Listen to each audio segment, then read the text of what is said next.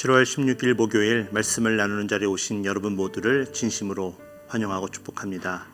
오늘 말씀 나누기 전에 오늘은 세계 모든 지역교회를 위해 함께 기도하고 말씀을 나누도록 하겠습니다. 기도합니다.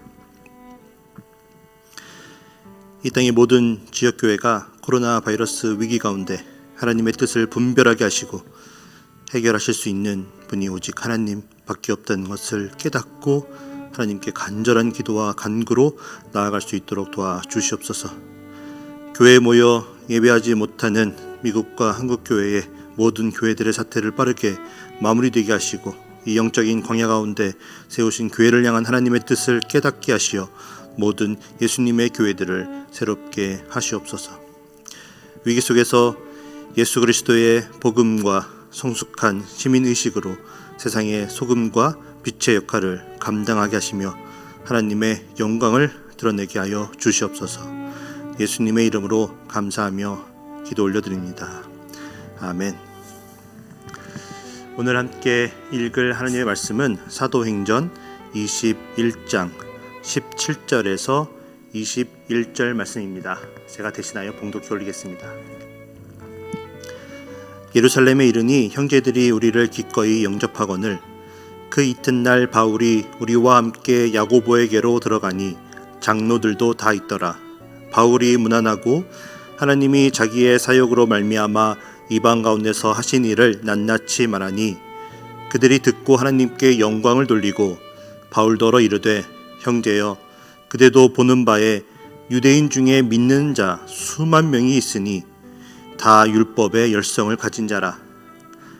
내가 이방에 있는 모든 유대인을 가르치되 모세를 배반하고 아들들에게 할례를 행하지 말고 또 관습을 지키지 말라 한다 함을 그들이 들었도다. 아멘.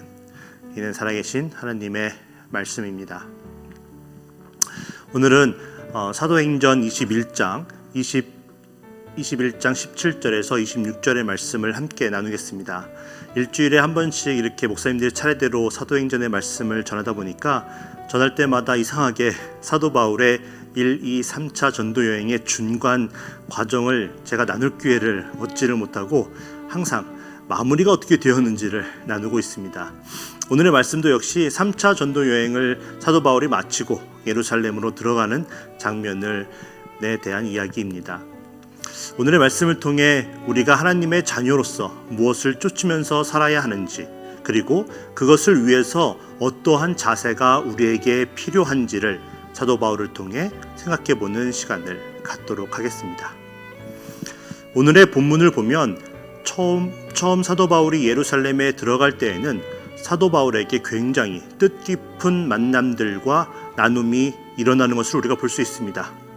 17절부터 20절을 이렇게 보니까 예루살렘에 입성을 한 사도 바울을 형제들이 다 나와서 반갑게 반겨줍니다. 그리고 다음날 바울은 예수님의 형제였던 야고보를 찾아가고 그곳에 있던 장로들에게 문안 인사를 드리면서 지난 전도 여행을 통해 그가 했던 모든 사역들을 나누는 장면이 나옵니다. 그리고 그 이야기를 모두 들은 야고보와 장로들은 하나님께 영광을 돌립니다.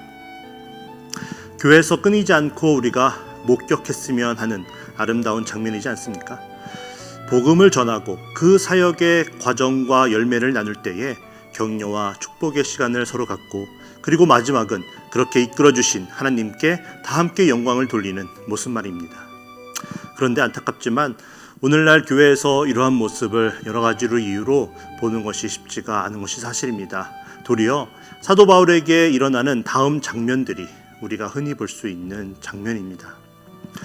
하나님께 영광을 돌리고 격려와 용기를 받아서 새로운 사역을 감당하기 위해 다시 길을 떠나고, 그 사역을 마치고 나서 다시 돌아와 함께 그 사역을 또다시 나누며 서로 격려해주고 하나님께 영광을 돌리는 이런 선순환이 계속해서 교회에서 일어나야 하는데, 아쉽게도 사도 바울에게 이러한 일이 일어나지 않았습니다. 왜냐하면 하나님께 영광을 돌리고 나서 야고보와 장로들이 예루살렘에 있던 유대인들은 바울의 사역에 대해 부정적인 생각과 불편함을 가지고 있다는 사실을 사도 바울에게 이야기해 줬기 때문이었습니다. 어떤 내용입니까?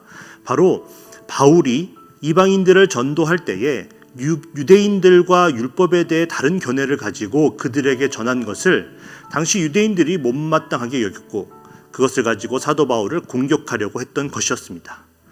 사도 바울은 율법을 잘 행하는 것으로 구원을 얻을 수 있다고 생각하며 율법에 목숨을 걸고 그것을 지키려 했던 잘못된 사상을 바로 잡기 위해 노력을 했던 것이었는데 21절에서 보듯이 유대인들은 사도 바울이 모세를 배반하여 더 이상 할례를 행하지 말고 또 관습을 지키지 않아도 된다고 사람들에게 전하고 다녔다고 오해를 하고 있었고 그것으로 인해 바울을 향해 잔뜩 화가 나 있었다는 것이었습니다.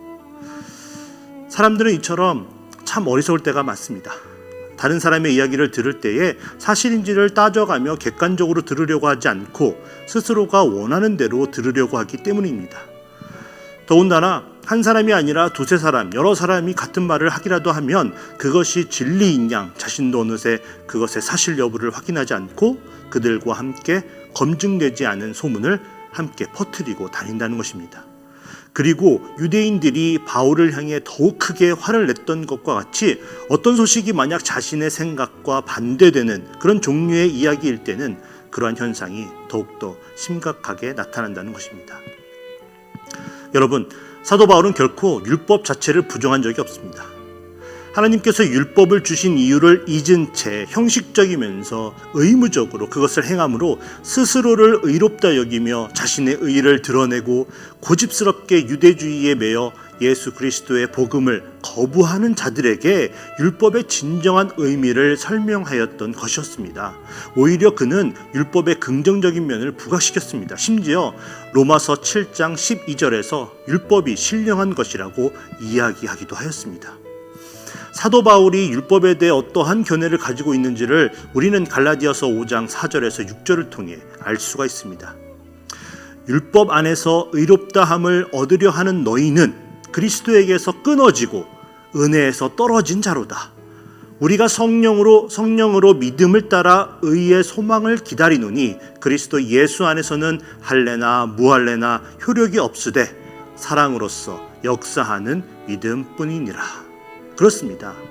바울은 이미 예수 그리스도의 은혜로 말미암아 구원을 우리의 노력이 아닌 선물로 얻고 하나님의 자녀가 되는 새로운 길이 열렸다는 것을 말해줍니다. 그래서 더 이상 율법을 잘 지키는 것으로 우리가 구원에 이를 수 없다는 것을 강조하고 있습니다. 그와 동시에 그는 그렇다고 해서 무엇이 죄인지를 알게 해주는 율법을 무시해서는 안 된다고 주장하였습니다. 그런 맥락에서 예수 그리스도로 인해 더 이상 할례를 받는 것으로 구원의 백성이 되는 것이 아니므로 할례 받는 의무를 행할 필요가 없어졌다고 이야기한 것이었습니다. 그런데 사람들은 잘못된 사실을 전해 듣고 오해를 하였고 그것을 사실로 믿고 격분하여 사도 바울을 향해 그 분노함을 표출합니다. 그 내용이 오늘의 본문 21장 27절에서 36절에 나오고 있습니다.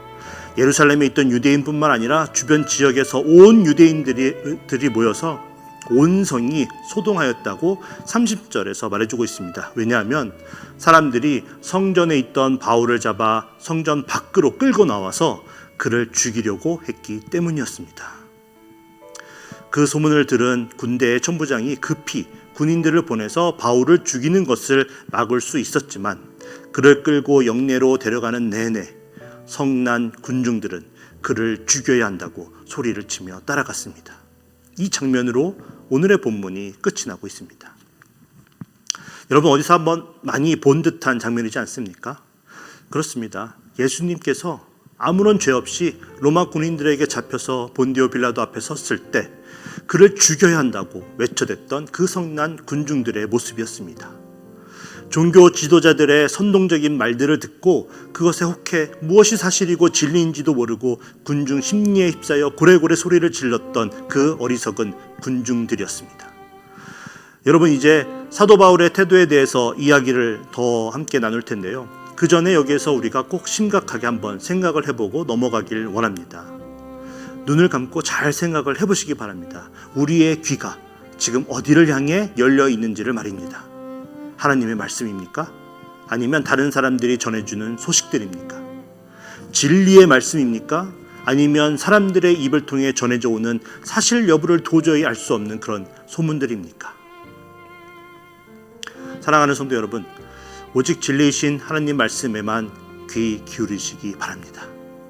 우리의 영의 눈과 귀가 닫혀서 하나님의 말씀이 아니라 하나도 쓸데없는 소문에 귀 기울이게 되므로 우리도 모르는 사이에 어느 순간 성난 군중의 무리에서 발견하게 되는 일이 일어나지 않도록 항상 우리가 조심해야 되겠습니다. 그 길은 패망의 길이고 죽음의 길이고 실패의 길이기 때문입니다. 그런 소문과 소식을 전하는 사람들을 멀리하시기 바랍니다. 왜냐하면 그 말이 너무나 달콤하기 때문에 연약한 우리들이 쉽게 넘어지기 때문입니다. 특히 요즘같이 어려운 시기에는 사실이 검증되지 않은 말들이 홍수같이 넘쳐 퍼지게 마련입니다. 그런 이야기를 듣는 것보다 우리는 눈을 감고 하나님의 음성을 듣기 위해 기도를 해야 합니다. 그런 이야기를 듣는 것에 시간을 허비하는 것보다 글자 하나도 허투루 쓰여진 것이 없는 오직 진리만이 기록되어 있는 이 성경책을 읽으시기를 강력하게 권면해 드립니다. 그런 이야기를 듣고 그 소식을 또 다른 이에게 전할 시간이 있으면 그 입술을 열어 하나님을 찬양하시기 바랍니다. 지금은 그 어느 때보다 입술을 열고 찬송만 불러도 하나님의 은혜 때문에 눈에서 눈물을 흘리며 하나님을 만날 수 있는 은혜받기 너무 좋은 시기에 우리가 살고 있습니다. 지금 하나님의 진리의 말씀을 듣고자 사모하며 이 영상을 보고 계신 모든 분들이 이 어려운 시간이 다 지나가기 전에 하나님을 만나게 되시길 간절하게 축복하며 기도드립니다. 그런가 하면 오늘의 본문에 나오는 사도 바울의 모습 중에 거짓된 소문으로 인해 고함을 치고 있는 성난 군중 외에 예수님과 닮은 점이 또 있습니다. 그것은 예수님이 그 십자가의 길을 걷게 될 것이라는 것을 예수님이 알고 있었음에도 불구하고 하나님의 뜻에 따라 골고다의 길을 걸으셨던 것과 같이 사도 바울도 만약 예루살렘에 그가 들어서면 이러한 일이 일어난다는 것을 이미 알고 있었다는 점입니다. 바울이 그 모든 것을 알고 있었음에도 불구하고 그는 예루살렘을 피해 다른 곳으로 피신을 가지 않고 예루살렘으로 들어선 것입니다. 수없이 많은 지인들이 그가 예루살렘으로 가는 것을 막았었습니다. 어제 나눈 말씀 중에 21장 4절을 보면 두로에 있던 제자들이 성령의 감동으로 바울에게 예루살렘에 들어가지 말라고 말립니다. 21장 10절에서는 빌립 집사의 집에 거하고 있던 사도 바울을 아가보라는 선지자가 찾아와서 예루살렘에 들어가면 유대인들이 결박할 것이라고 예언하자 그곳에 있던 모든 사람들이 바울에게 예루살렘에 올라가지 말라고 권하고 있습니다. 그러니 사도 바울이 이런 일이 일어날 것을 모를 리가 없었습니다. 그런데 그는 예루살렘으로 들어온 것입니다. 왜 그랬을까요? 비록 자신에 대해 오해를 하고 있지만 그리고 자신을 결박하고 죽이려고 하겠지만 그들에게도 예수님의 복음을 전해서 구원에 이르게 해야 하는 사랑하는 사람들이었기 때문이었습니다. 고린도전서 9장 19절과 20절에서 사도 바울이 이런 고백을 합니다. 내가 모든 사람에게서 자유로우나 스스로 모든 사람에게 종이 된 것은 더 많은 사람을 얻고자 함이라. 유대인들에게 내가 유대인과 같이 된 것은 유대인들을 얻고자 함이요 율법 아래에 있는 자들에게는 내가 율법 아래에 있지 아니하나 율법 아래에 있는 자 같이 된 것은 율법 아래에 있는 자들을 얻고자 함이요. 그렇습니다. 그는 율법주의에 빠져 있지만 하나님께서 여전히 사랑하시는 그 사람들을 잘못 전해진 말들로 인해 오해가 생긴 것을 풀어주어서 예수님의 진리의 말씀이 대신 그들에게 들어가 그들도 하나님의 진정한 자녀로 인도해야 한다고 믿었습니다. 그래서 그는 예루살렘에 들어가면 그러한 불미스러운 일이 자신에게 일어날 것임을 분명히 알고 있었지만 들어갈 수밖에 없었던 것입니다. 왜 그렇게까지 위험을 감수해야 했을까요? 그 이유는 너무나 분명합니다. 사도 바울이 따르고 있던 예수님이 그렇게 하셨기 때문입니다. 모든 것을 알고 계셨지만 사람들을 사랑하셨기 때문에 그 모든 길을 걸으셨던 예수님 때문이었습니다. 그리고 사도 바울이 행한 놀라운 순종의 모습이 오늘의 본문 24절에서 또 나옵니다. 다른 유대인들이 사도 바울도 율법을 지켜 행하는 자라는 것을 알게 하기 위해 서원을 한 4명의 사람이 여기 있으니 그들과 함께 결례를 행하라고 장로들이 권면할 때에 사도 바울이 그것을 따라 행했다는 것입니다.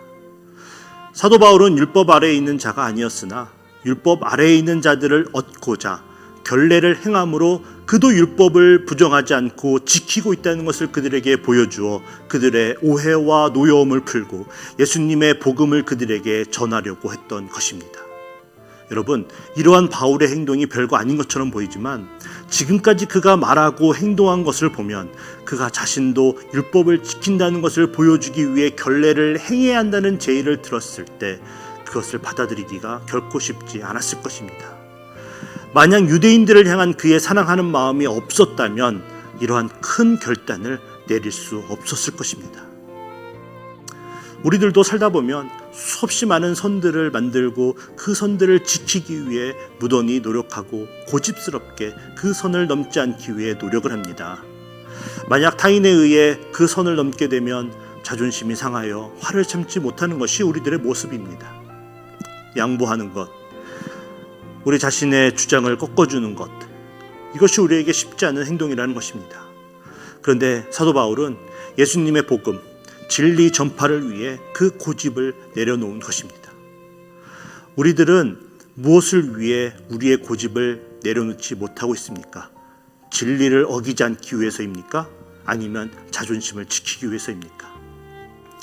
여러분, 부부간의 평화, 가족간의 평화, 이웃간의 평화, 그리고 교회 식구들과의 평화를 위해서 우리는 때론 그것이 진리를 반하는 것이 아니라면 우리의 자존심을 내려놓아야 할 때가 있다는 것입니다. 그렇지 않으면 결코 분쟁은 가라앉지 않습니다. 물론 사도 바울의 이 행동이 군중들의 마음을 움직이는 것에는 실패합니다. 그래서 앞서 말씀드린 것과 같이 결례가 끝났을 때 사람들이 그에게 성전을 더럽히고 있다고 하면서 성전에서 끌고 나옵니다. 그리고 그를 죽이려고 하였습니다. 그런데 하나님께서 어떻게 하십니까? 한치의 오차도 없이 로마의 군인들을 그곳으로 보내 사도 바울을 살려주십니다.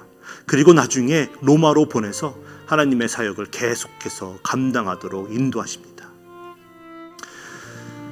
말씀을 준비하면서 전에는 그냥 읽고 넘어갔던 부분이었는데 이번에 저에게 크게 감동을 준 부분이 있었습니다. 그것은 사도 바울이 예루살렘에 입성하기 전에 바닷가에서 무릎을 꿇고 기도를 하였던 것이었습니다. 21장 5절에 나온 이 모습이 겟세마네 동산에서 무릎을 꿇고 얼굴이 땅에 닿을 때까지 엎드려 기도하셨던 예수님을 떠오르게 하였습니다.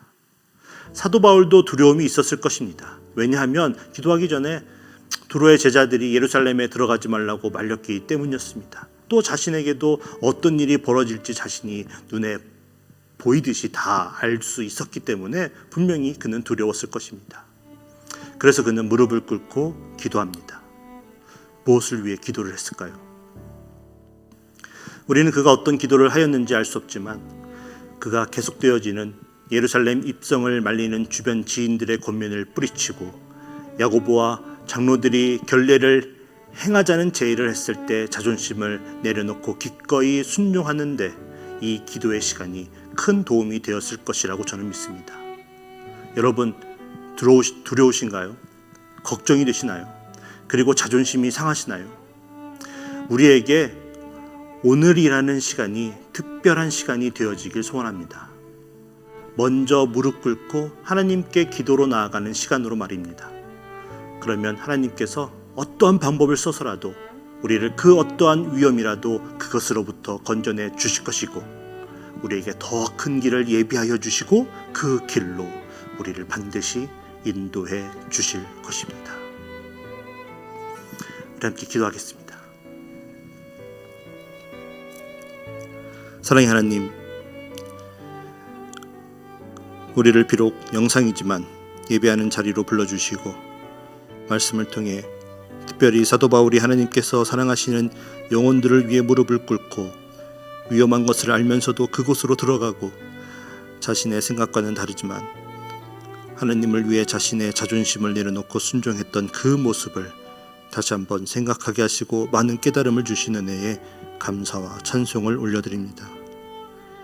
하나님, 우리도 사도 바울과 같은 마음을 갖도록 은혜를 내려 주시옵소서.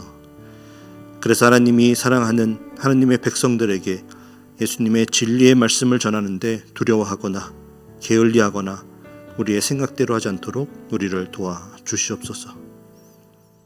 전해야 할 진리가 무엇인지 알기를 간절하게 소망합니다.